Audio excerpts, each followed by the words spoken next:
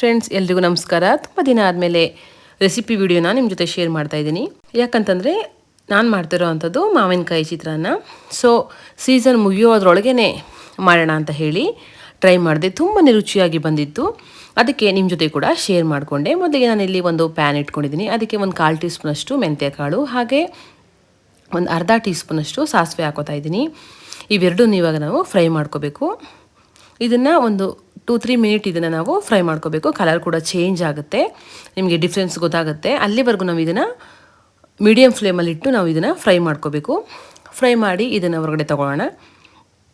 ಇವಾಗ ಇದನ್ನು ನಾವು ಕುಟ್ಕೋಬೇಕಾಗುತ್ತೆ, ತರಿಯಾಗಿ ಪೌಡ್ರ್ ಮಾಡ್ಕೋಬೇಕಾಗುತ್ತೆ. ನೀವು ಬೇಕಾದರೆ ಕುಟಾಣಿಯಲ್ಲಿ ಕುಟ್ಕೊಳ್ಳಿ, ಇಲ್ಲ ಅಂತಂದರೆ ಮಿಕ್ಸಿ ಜಾರಲ್ಲಿ ಕೂಡ ನೀವು ಇದನ್ನು ತರಿಯಾಗಿ ಪೌಡ್ರನ್ನ ಮಾಡ್ಕೋಬೋದು. ನೋಡಿ, ನಾನಿಲ್ಲಿ ಒಂದು ಕುಟಾಣಿಯಲ್ಲಿ ಕುಟ್ಕೋತಾ ಇದ್ದೀನಿ. ತುಂಬ ಪೌಡ್ರ್ ಆಗೋದೇನು ಬೇಡ, ಸ್ವಲ್ಪ ತರಿಯಾಗಿದ್ದರೆ ಸಾಕು. ನೋಡಿ, ಈ ಥರ ಇದ್ದರೆ ಸಾಕು. ಇವಾಗ ನಾವು ಒಗ್ಗರಣೆ ಮಾಡ್ಕೊಳ್ಳೋಣ. ಮತ್ತು ನಾನು ಒಗ್ಗರಣೆ ಮಾಡೋದಕ್ಕೆ ಅದೇ ಪ್ಯಾನ್ಗೆ ಒಂದು 3-4 ಟೇಬಲ್ ಸ್ಪೂನಷ್ಟು ಆಯಿಲ್ ಹಾಕೋತಾ ಇದ್ದೀನಿ. ಎಣ್ಣೆ ಸ್ವಲ್ಪ ಚೆನ್ನಾಗಿ ಬಿಸಿ ಆಗಬೇಕು. ಸೀಸನ್ ಮುಗಿಯೋದ್ರೊಳಗಡೆ ನೀವು ಒಂದ್ಸಲ ಟ್ರೈ ಮಾಡಿ, ತುಂಬ ಟೇಸ್ಟಿಯಾಗಿರುತ್ತೆ ಚಿತ್ರಾನ್ನ ಅಂತೂ. ಇವಾಗ ನೋಡಿ, ಎಣ್ಣೆ ಕಾದಿದೆ. ಇವಾಗ ಒಂದು ಅರ್ಧ ಟೀ ಸ್ಪೂನಷ್ಟು ಸಾಸಿವೆ ಹಾಕ್ತಾಯಿದ್ದೀನಿ, ಹಾಗೆ ಒಂದು ಅರ್ಧ ಟೀ ಸ್ಪೂನಷ್ಟು ಜೀರಿಗೆ ಕೂಡ ಆ್ಯಡ್ ಮಾಡ್ತಾಯಿದ್ದೀನಿ. ಇವೆರಡು ಸ್ವಲ್ಪ ಚಟಪಟ ಅಂತ ಅನ್ನಬೇಕು. ಹಾಗೆ ಒಂದು ಟೇಬಲ್ ಸ್ಪೂನಷ್ಟು ಕಡಲೆಬೇಳೆ ಹಾಕ್ತಾಯಿದ್ದೀನಿ. ನೀವು ಬೇಕಿದ್ದರೆ ಉದ್ದಿನಬೇಳೆ ಕೂಡ ಆ್ಯಡ್ ಮಾಡ್ಕೋಬೋದು. ಬಟ್ ನಮ್ಮನೇಲಿ ಜಾಸ್ತಿ ಯಾರಿಗೂ ಉದ್ದಿನಬೇಳೆ ಇಷ್ಟ ಆಗೋದಿಲ್ಲ, ಸೊ ಹಾಗಾಗಿ ನಾನು ಅದನ್ನು ಸ್ಕಿಪ್ ಮಾಡ್ಕೊಂಡಿದ್ದೀನಿ. ನೋಡಿ, ಇದು ಚೆನ್ನಾಗಿ ಒಂದು 30 ಸೆಕೆಂಡ್ಸ್ ಫ್ರೈ ಆಗಬೇಕು. ಇವಾಗ ಫ್ರೈ ಆಗಿದ್ದ ನಂತರ ನಾನಲ್ಲಿ ಒಂದು 20 ಗೋಡಂಬಿಯನ್ನು ಹಾಕ್ತಾಯಿದ್ದೀನಿ. ನಾನು ಕಡಲೆ ಬೀಜ ಸ್ಕಿಪ್ ಮಾಡಿದ್ದೀನಿ. ಕಡಲೆ ಬೀಜ ಕೂಡ ಹಾಕಿದರೆ ಇನ್ನೂ ಟೇಸ್ಟ್ ತುಂಬ ಚೆನ್ನಾಗಿರುತ್ತೆ.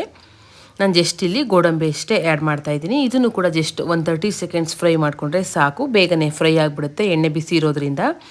ನೋಡಿ, ಚೆನ್ನಾಗಿ ಕಲರ್ ಚೇಂಜ್ ಆಗಿದೆ. ಇವಾಗ ನಾವು ಒಂದು 7-8 ಹಸಿರು ಮೆಣಸಿನ್ಕಾಯಿನ ಮಧ್ಯಕ್ಕೆ ಸ್ಲೈಸ್ ಮಾಡಿ ಹಾಕೋತಾ ಇದ್ದೀನಿ. ನಿಮಗೆ ಖಾರ ಜಾಸ್ತಿ ಬೇಕಂತಂದರೆ ನೀವು ಜಾಸ್ತಿ ಆ್ಯಡ್ ಮಾಡ್ಕೋಬೋದು. ನಾನು ಮಾಡೋವಂಥ ಕ್ವಾಂಟಿಟಿಗೆ ಇಷ್ಟು ಸಾಕಾಗುತ್ತೆ. ಸ್ವಲ್ಪ ಕರಿಬೇವಿನ ಸೊಪ್ಪನ್ನ ಹಾಕ್ತಾಯಿದ್ದೀನಿ. ಇವಾಗ ಇದನ್ನು ಚೆನ್ನಾಗಿ ಫ್ರೈ ಮಾಡ್ಕೋಬೇಕು. ನೀವು ಬೇಕಂತಂದರೆ ಇದಕ್ಕೆ ಈರುಳ್ಳಿ ಕೂಡ ಆ್ಯಡ್ ಮಾಡ್ಕೋಬೋದು, ಅದೂ ಚೆನ್ನಾಗಿರುತ್ತೆ. ಬಟ್ ನಾನಿಲ್ಲಿ ಈರುಳ್ಳಿ ಹಾಕ್ತೇನೆ ಮಾಡ್ತಾಯಿದ್ದೀನಿ. ನೋಡಿ, ಚೆನ್ನಾಗಿ ಫ್ರೈ ಆಗಿದೆ ಇದು. ಇವಾಗ ನಾನು ಇಲ್ಲಿ ಒಂದು ಮೀಡಿಯಮ್ ಸೈಜ್ದು ಹುಳಿ ಮಾವಿನಕಾಯಿನ ನೀಟಾಗಿ ತುರಿದಿಟ್ಕೊಂಡಿದ್ದೀನಿ, ತುರಿದು ಹಾಕೋತಾ ಇದ್ದೀನಿ. ಇದು ಹುಳಿ ಮಾವಿನಕಾಯಲ್ಲೇ ಮಾಡಿದ್ರೇ ಟೇಸ್ಟ್ ತುಂಬ ಚೆನ್ನಾಗಿರುತ್ತೆ.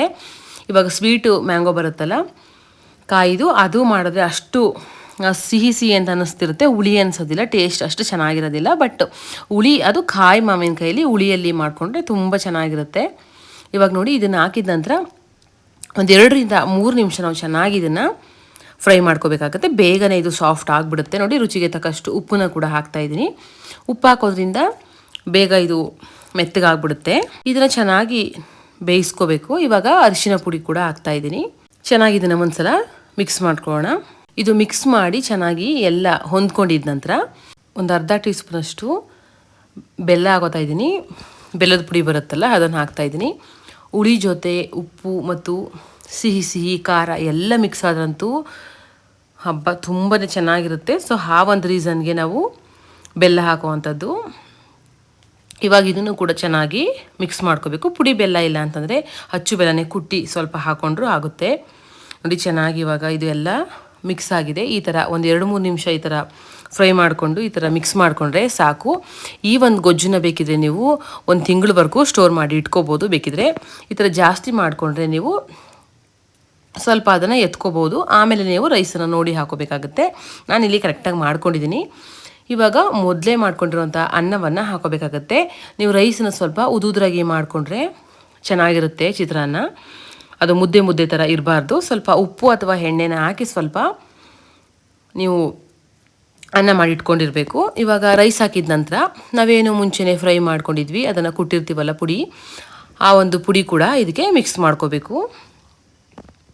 ಆ ನಂತರ ಇಲ್ಲಿ ನಾನು ಒಂದು 3/4 ಬೌಲಷ್ಟು ಫ್ರೆಶ್ ತೆಂಗಿನಕಾಯಿ ತುರಿನ ತುರಿದು ಹಾಕೋತಾ ಇದ್ದೀನಿ.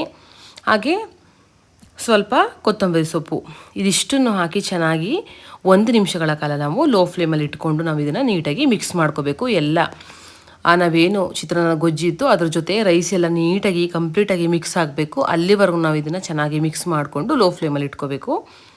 ನೋಡಿ ಚೆನ್ನಾಗಿದು ಮಿಕ್ಸ್ ಆಗಿದೆ. ಇವಾಗ ಈ ಥರ ಮಿಕ್ಸ್ ಆದರೆ ಸಾಕು. ನೋಡಿ ಕಲರ್ ನೋಡ್ತಿದ್ರೇ ತಿನ್ನಬೇಕು ಅಂತ ಅನ್ನಿಸ್ತಿದೆ.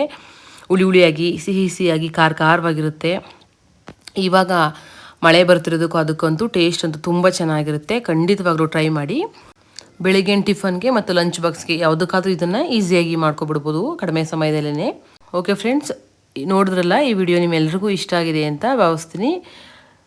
ಈ ವಿಡಿಯೋ ಇಷ್ಟ ಆದರೆ ವಿಡಿಯೋಗೆ ಒಂದು ಲೈಕ್ ಮಾಡೋದನ್ನು ಮರಿಬೇಡಿ. ಹಾಗೂ ಯೂಸ್ಫುಲ್ ಅಂತ ಅನಿಸಿದ್ರೆ ಫ್ರೆಂಡ್ಸ್ ಆ್ಯಂಡ್ ಫ್ಯಾಮಿಲಿಗೆ ವಿಡಿಯೋನ ಶೇರ್ ಮಾಡಿ.